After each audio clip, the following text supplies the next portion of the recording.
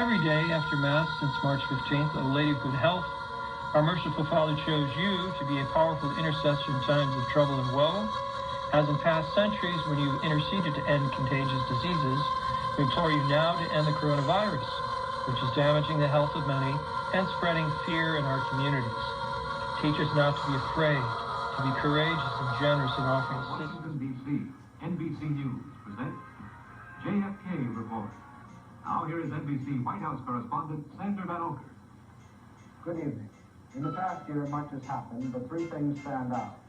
Rising Negro discontent and the administration's attempts to deal with it, the president's request for a tax cut and congressional action on it, and the signing of the Test Ban Treaty, which may provide a turning away from the nuclear balance of terror which has dominated world politics for the past decade.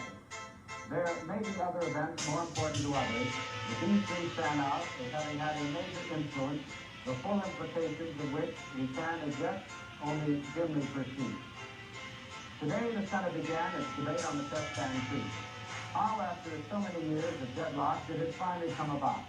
Here is Ellie Abel, NBC News State Department correspondent. Here in the Grand Kremlin Palace on August 5th, 1963, the treaty was signed banning nuclear tests in the atmosphere, underwater, and in space. The signers, Andrei Gromyko of the Soviet Union, Lord Hume of Britain, Secretary of State Rusk for the United States. These were not the men who made the policies that led, after years of sour frustration, to this end or this beginning.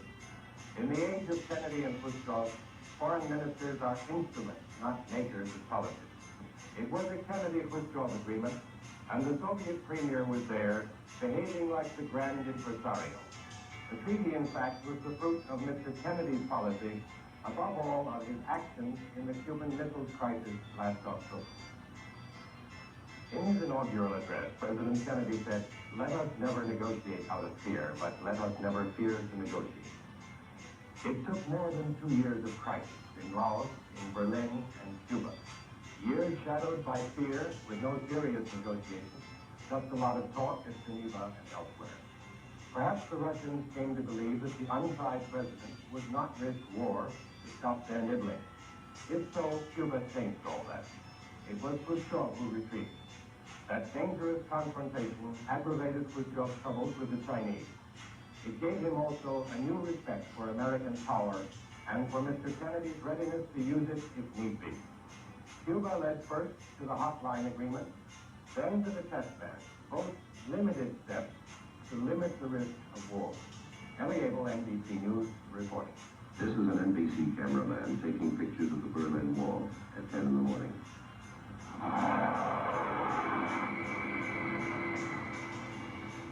This is the film he shot arriving at New York International Airport that same afternoon.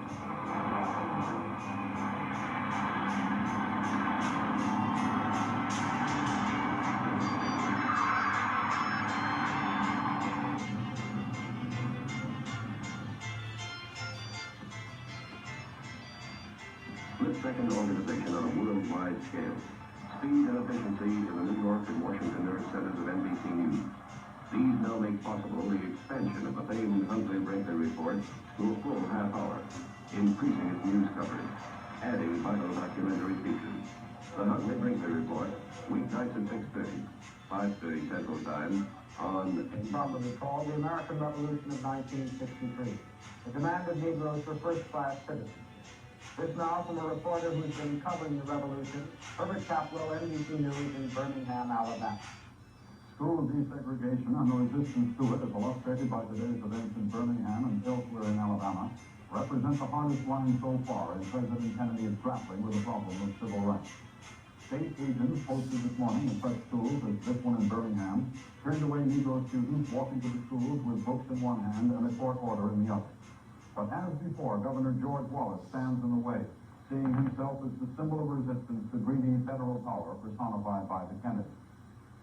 Every president, as far back as Abraham Lincoln, has had civil rights to consider, but it was the school desegregation decision of 9 years ago that shook the problem loose to be buffeted about since.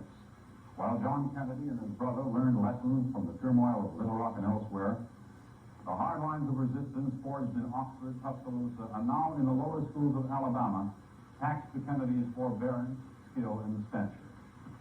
It was the same city of Birmingham that just a few months ago left the president behind in the pace of civil rights. The administration was doing just about as much as it had to do, accepting tokenism of the day as creditable progress. But like everyone else, even the Negro leaders who generated them, the president was caught in the fires of desegregation kindled in the streets of Birmingham. Since then, it's been a much more aggressive civil rights program endorsed by the president, and tokenism no longer is enough. The president is hoping passage of a strong civil rights bill will ease the tensions of recent months.